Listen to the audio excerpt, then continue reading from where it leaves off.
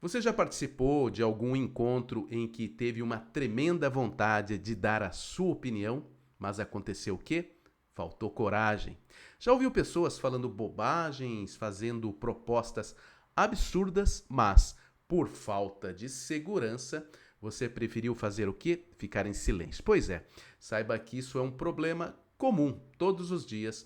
Muita gente volta para casa frustrada por sentir-se impotente, incapaz de colocar para fora o seu ponto de vista. Incertezas, medo de ser mal interpretado, inimizades, risco de confusão. Estes são só alguns dos fatores que nos inibem e nos distanciam da possibilidade de sermos mais influentes e termos maiores chances do que de controlar o nosso próprio destino. Sem voz, calados, sem posição, acabamos ficando fora do jogo. Mas será que é possível mudar essa história? Meu nome é Fábio Boeri, eu sou mestre em comunicação e consumo e neste vídeo eu vou ensinar você a aplicar com elegância e objetividade algumas técnicas de questionamento e análise que vão colocá-lo em um outro patamar de importância.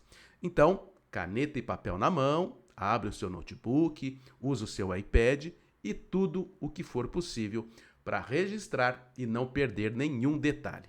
Com as dicas exclusivas que eu vou te passar, tenho certeza de que as pessoas começarão a olhar para você com muito mais atenção e respeito. Vamos lá?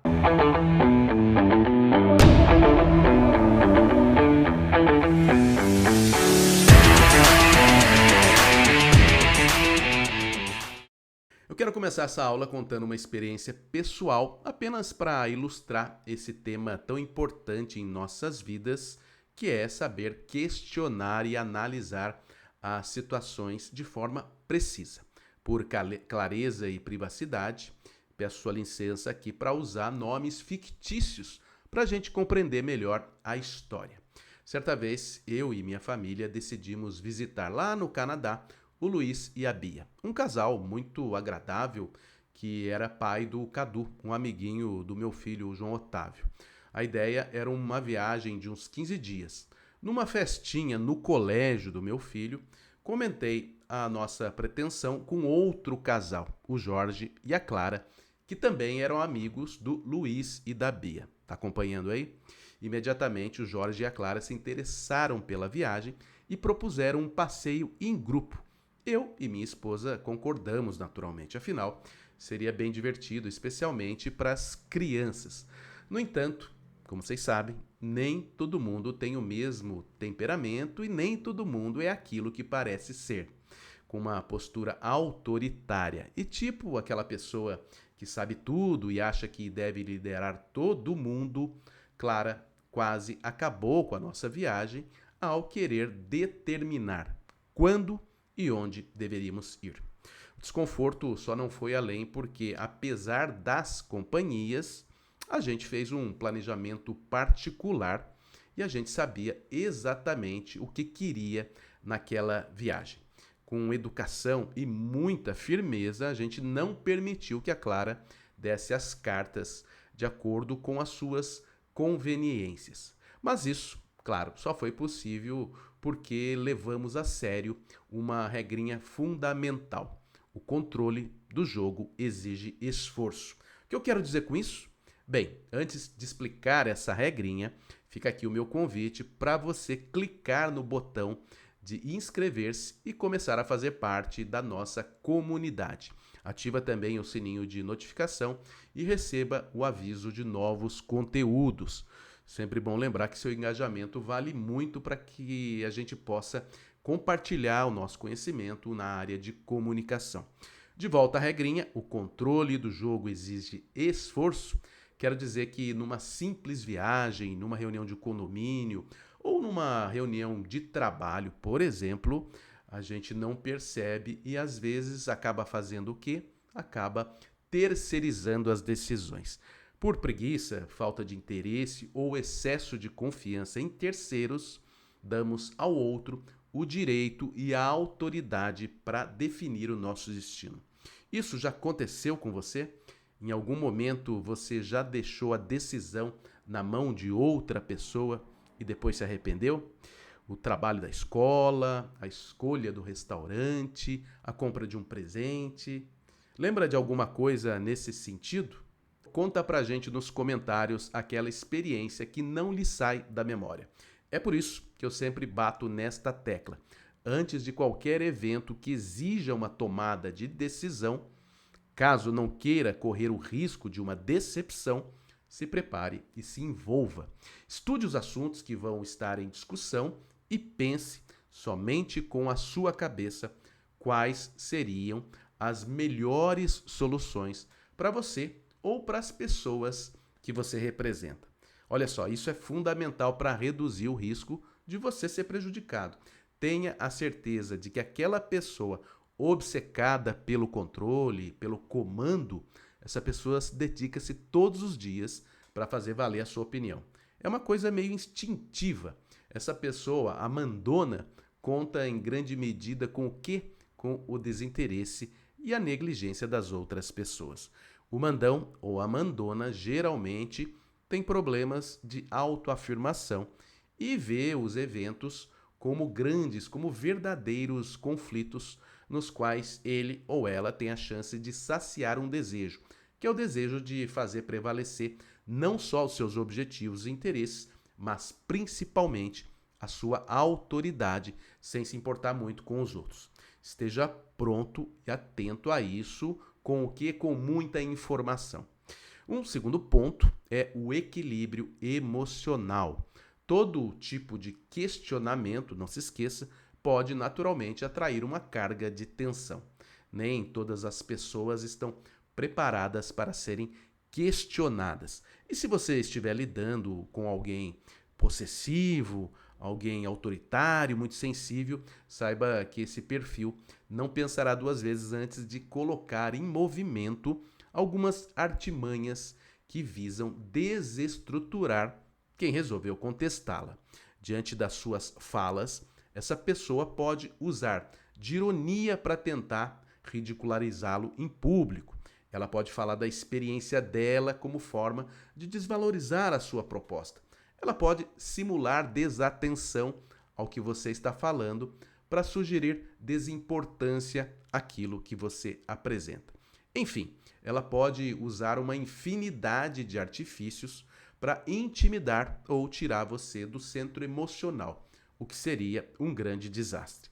Nesse sentido, o que eu recomendo? Eu recomendo a você gravar em sua memória uma frase dita por Salomão cerca de 600 anos antes de Cristo. A resposta branda aplaca a ira, a palavra ferina atiça a cólera. No iminente risco de uma calorosa discussão, lembre-se disso.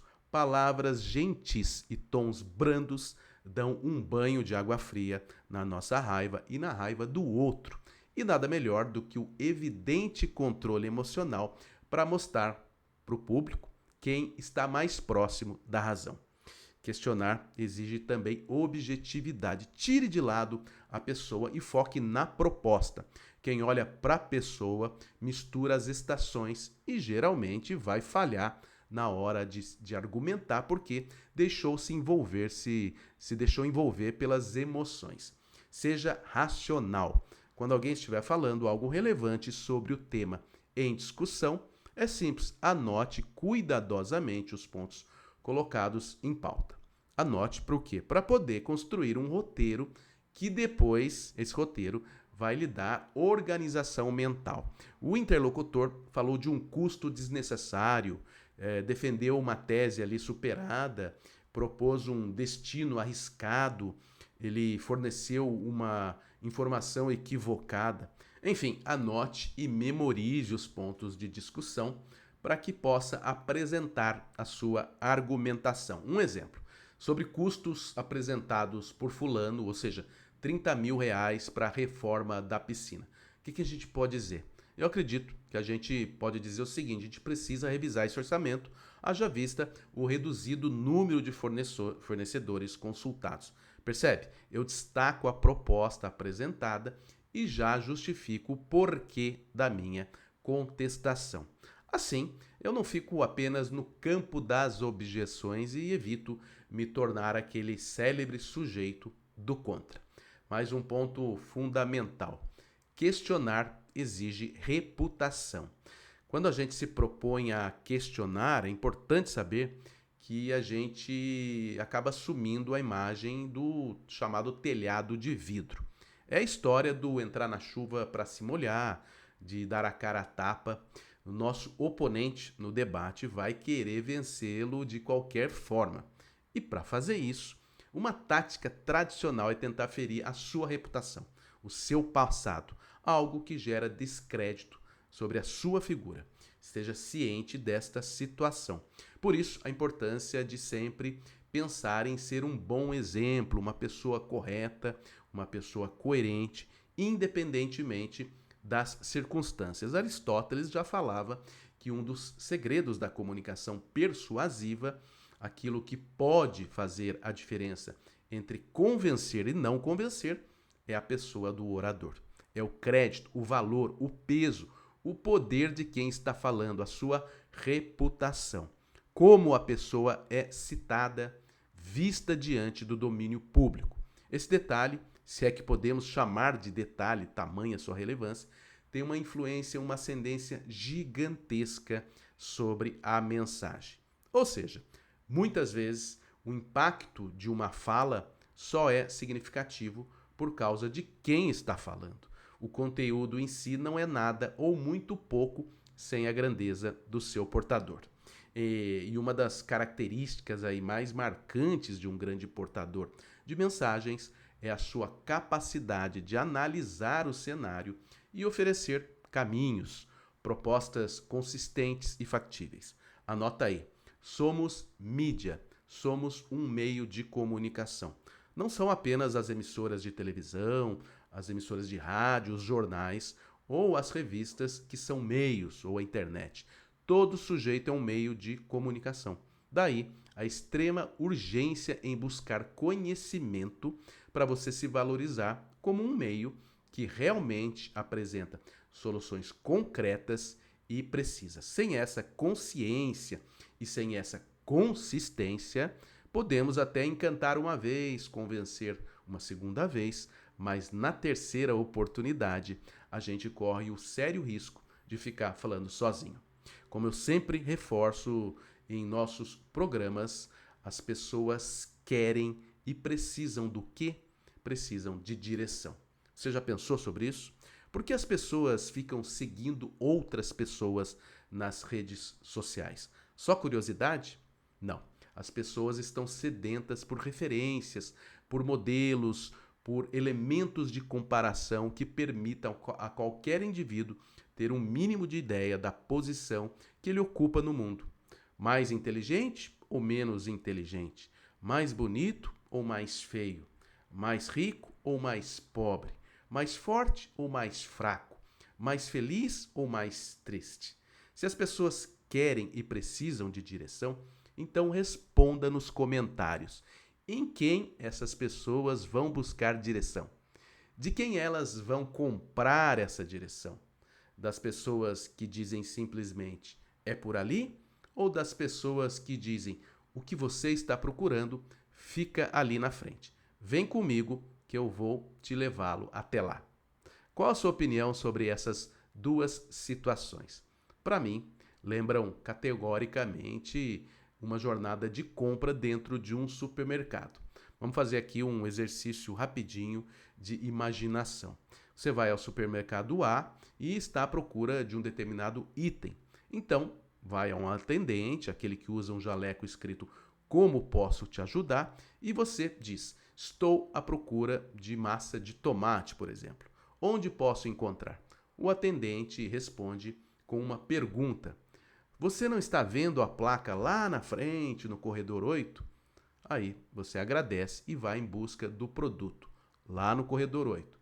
No supermercado B, você repete ao atendente que usa um jaleco idêntico e da concorrência, né? E diz: "Estou à procura de massa de tomate.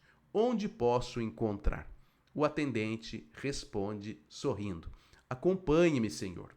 Vou levá-lo até o produto." Agora eu te pergunto, você que está me acompanhando aí, qual dos dois supermercados lhe deu melhor direção? Será que precisa de 5 segundos para responder isso nos comentários? Não, né?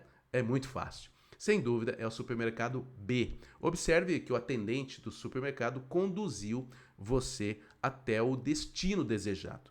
Sua companhia, né, do atendente, gerou dois efeitos imediatos. O primeiro foi a sensação de cuidado e o segundo, o compromisso de ir até a gôndola exata. Ou seja, você abandonaria o atendente no meio do caminho? Não, né? Portanto, o cara ganhou a venda. Já o supermercado A, além de disponibilizar um atendente relapso, assumiu o risco de perder a venda, porque sozinho no percurso você pode se distrair com outro produto, você pode esquecer o que ia comprar ou simplesmente desistir da compra porque está atrasado. Sem falar ainda da má impressão, né? Da questão da reputação, do possível resíduo de um mau sentimento devido ao serviço mal prestado pelo atendente.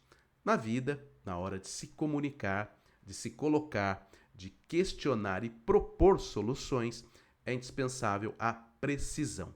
Com informações sólidas e dados coerentes, nos tornamos mais confiáveis e, naturalmente, automaticamente, mais interessantes. Com isso, nossa voz, nossa manifestação ganha força e poder para ser seguido e para mudar o jogo quando necessário. Reforço, as pessoas querem e precisam de direção.